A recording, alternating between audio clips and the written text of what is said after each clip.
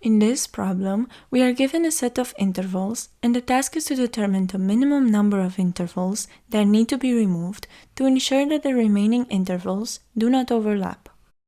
The problem can be efficiently solved using an approach based on sorting and iteration. We start with an array of intervals where each interval is represented by a vector of two elements, start and end, with start being the beginning of the interval and end being its end. The goal is to remove the fewest intervals possible so that none of the remaining intervals overlap. The first step in the solution is to sort the intervals by their endpoint end. Sorting in this way helps us manage overlaps more effectively because it allows us to prioritize keeping intervals that end earlier, thereby maximizing the available space for subsequent intervals. After sorting, we initialize two key variables: intervals to remove, which counts how many intervals need to be removed to avoid overlaps, and last non-overlapping end, which stores the end point of the last non-overlapping interval.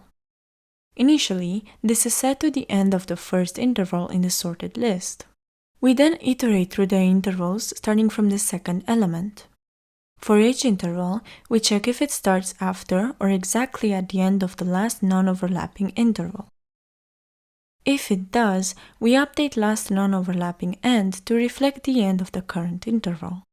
And if it doesn't, this indicates an overlap, and we increment intervals to remove because this interval needs to be removed. Finally, the algorithm returns the number of intervals that need to be removed to achieve a set of non-overlapping intervals.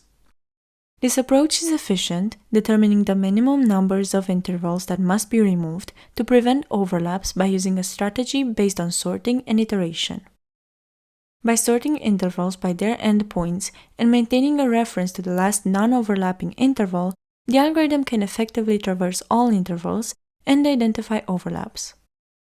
The time complexity of this solution is O of n log n due to the sorting step, and it offers a clear and effective method for managing overlaps in a set of intervals, returning the minimum number of necessary removals.